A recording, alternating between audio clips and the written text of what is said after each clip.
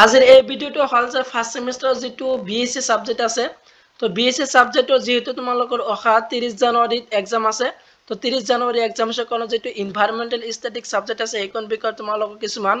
গুৰুত্বপূৰ্ণ প্ৰশ্ন উত্তৰ আজি দেখুৱাম তো যোৱা বৰ্গৰ এইটো কোশ্চেন পেপাৰ হয় তো যোৱা বৰ্গৰ কোশ্চেন পেপাৰটো তোমালোকৰ আজি সলিউশন কৰি দেখুৱাম ইয়াৰ পৰা যেটো তোমালোকৰ বহুত কমন আহিব তাৰ কাৰণে তোমালোকৰ এই কোশ্চেন পেপাৰটো মোস্ট ইম্পৰ্টেন্ট হয় তো ইয়াৰ পৰা কোনটো ইম্পৰ্টেন্ট হয় এইটো তোমালোকক জনাই দিম তো আহা কোশ্চেনটো এতিয়া সলিউশন কৰি দিও তো এইটো তোমালোক দেখিবলৈ পাইছা সেম অন তো এইটো ফার্স্ট সেমৰ যেটো 2024 যে যোৱা বৰ্ষৰ এইটো ভ্যালু এডেড কোৰ্স যেটো এনভায়ৰনমেন্টাল স্ট্যাটিক্স তো এইটো আছিল ফাইনাল এক্সামিনেশন কোশ্চেন পেপাৰ আৰু ইয়াৰ ফুল মাৰ্কস কিমান হয় 30 মাৰ্কসৰ এক্সাম আৰু টাইমটো কিমান দিয়া থাকে 1.5 ঘণ্টা থাকে তো তোমালোকৰ ঠিক এই বৰ্ষতে তেনেদৰে থাকিব ফুল মাৰ্কস 30 মাৰ্কত দিব লাগিব আৰু 1.5 ঘণ্টা টাইম দিয়া থাকিব তো এক নম্বৰৰ প্ৰশ্ন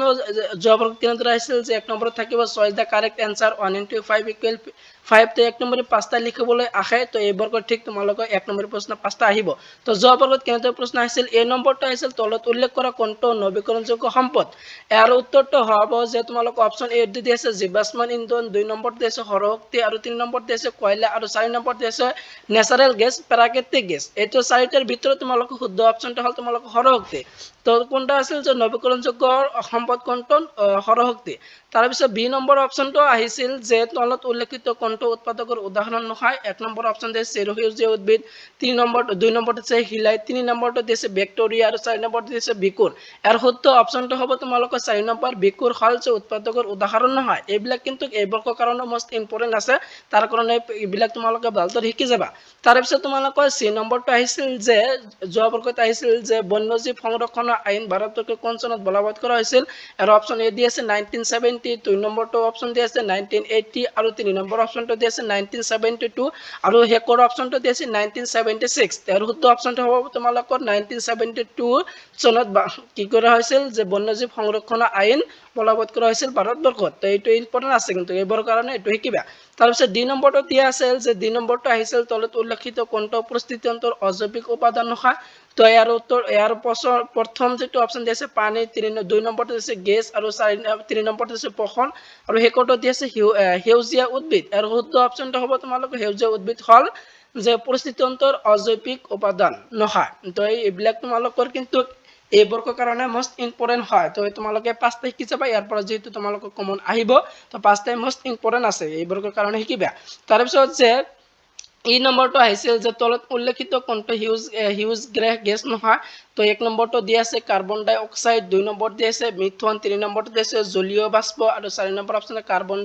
কাৰ্বন মনোক্সাইড এৰ শুদ্ধ অপচনটো হ'ব তোমালোকৰ চাৰি নম্বৰ কাৰ্বন মনোক্সাইড হল যে হিউজ গেছ নহয় তো এইটো ইম্পৰ্টেন্ট আছে এতিয়া দুই নম্বৰ কেনেদৰে প্ৰশ্ন আহিছিল তো দুই নম্বৰ তোমালোকৰ কেই নম্বৰ থাকিব answer any 5 of the following question in and short তো 2 into 5 equal 10 তো দুই নম্বৰ প্ৰশ্ন টোটাল পাঁচটা লিখিবলৈ আহে টোটাল 10 মাৰ্কসৰ যেহেতু ইয়াত অপচন দিয়া থাকে তো ইয়াৰ ভিতৰত তোমালোকৰ যেটো 8খন প্ৰশ্ন দিয়া থাকিব তাৰ ভিতৰত তোমালোকৰ 5খন লিখিব লাগে তো যোৱা বৰ্গত এনেদৰে আহিছিল কিন্তু এই বৰ্গত ঠিক এনেদৰে থাকিব 8খন প্ৰশ্ন থাকিব তাৰ ভিতৰত যিকোনো 5খন লিখিব লাগে তো যোৱা বৰ্গত কেনেদৰে আহিছিল আৰু ইয়াৰ পৰা কোনটো ইম্পৰ্টেন্ট হয় এইটো চোৱা খাদ্য শৃংখল কি দুটা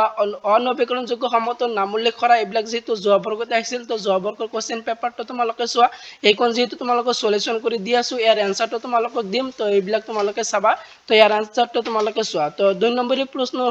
সমস্যাৰ সমাধান দি আছে এই নম্বৰটো আহিছে খাদ্য শৃংখল কি আৰু উত্তৰটো পৰিস্থিতিতন্ত্ৰ শক্তিৰ প্ৰবাহৰ বাবে এটা জীৱীয় আন্ত জীৱিক বক্ষণ কৰাৰ ফলত যি এক ক্ৰমিক শৃংখলৰ সৃষ্টি হয় তাকে খাদ্য শৃংখল বোলে উদাহৰণস্বৰূপে দি আছে গাহ ফৰিং বিকুলি সাপ তাৰপিছত বি নম্বৰটো আছিল দুটা অনৱীকৰণযোগ্য সম্পদৰ নাম উল্লেখ কৰা তো দুটা অনৱীকৰণযোগ্য সম্পদৰ নাম লিখিবলৈ আহিছিল তাৰ উত্তৰটো হ'ল যে কয়লা আৰু পেট্ৰলিয়াম বা প্ৰাকৃতিক গেছ তো তোমালোকৰ এই বৰ্গৰ কাৰণে কিন্তু এইবিলাক ইম্পৰ্টেন্ট আছে তাৰ কাৰণে এইবিলাক শিকিব লাগিব তাৰপিছত সি নম্বৰটো আহিছিল যে ইকোলজিক্যাল অনুক্ৰম কি তাৰ উত্তৰটো হ'ল যে কোনো এটা নিৰ্দিষ্ট অঞ্চলৰ জৈৱিক সম্প্ৰদায়ৰ গাঁথনি যি ক্ৰমিক আৰু পূৰ্বানুমানযোগ্য পৰিৱৰ্তন ঘটে তাকে ইকোলজিক্যাল অনুক্ৰম বোলে এইটো শিকিবা তাৰপিছত চাৰিটা প্ৰাথমিক বায়ু প্ৰদূষণৰ নাম উল্লেখ কৰা এইটো আহিছিল তো এই বৰ্গৰ কাৰণে মোস্ট ইম্পৰ্টেন্ট আছে এই প্ৰশ্নটো ডি নম্বৰটো যেটো যে বায়ু প্ৰদূষণৰ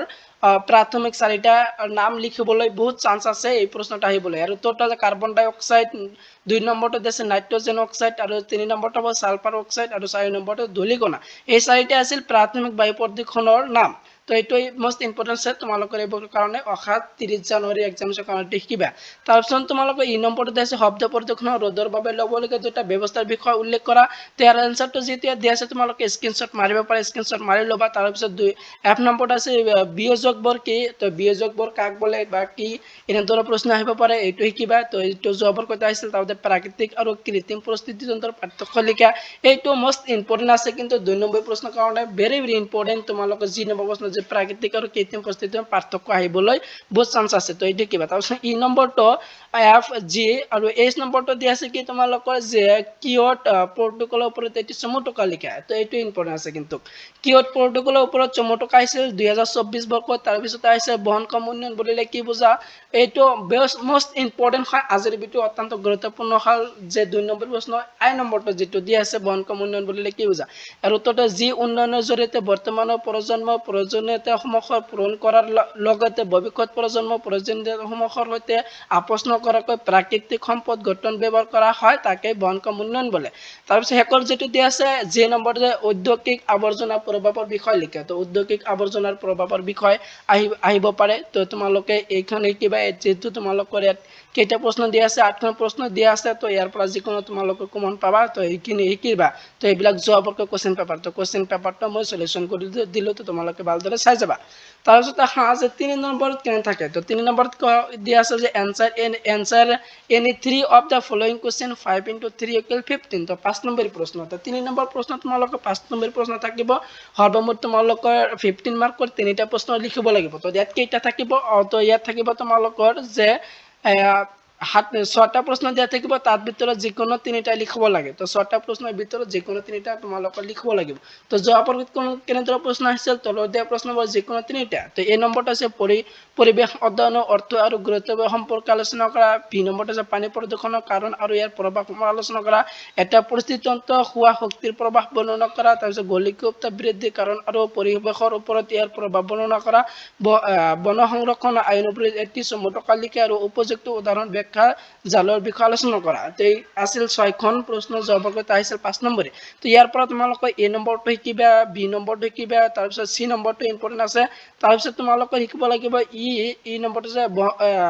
বন সংৰক্ষণ আইনৰ ওপৰত এটি চমু টকা লিখা। তো এইবিলাক আছিল তোমালোকৰ মষ্ট ইম্পৰ্টেণ্ট প্ৰশ্ন। এইটো আছিল যে 2024ৰ ফাৰ্ষ্ট ছেমিষ্টাৰ যিটো BSc ইনভাইৰনমেণ্টেল ষ্টেটিক্স ছাবজেক্ট, সেইখন ছাবজেক্টৰ কোৱেশ্চন পেপাৰ। তো কোৱেশ্চন পেপাৰটো যিহেতু সলিউশ্যন কৰিলোঁ, ইয়াৰ পৰা তোমালোকৰ বহুত কমন আহিব, যিটো অহা 30 জানুৱাৰী তোমালোকৰ এইখন বিষয়ৰ এক্সাম আছে, ফাইনেল এক্সাম। তো তাৰ কাৰণে তোমালোকৰ এই কোৱেশ্চনৰ যিবিলাক কোৱেশ্চন এনসাৰ তোমালোকৰ দিলোঁ, তো গোটেইবিলাক ভালদৰে শিকিবা, তোমালোকে ইয়াৰ পৰা ডাইৰেক্টলি কমন পাবা। তো গোটেইবিলাক কোৱেশ্চনটো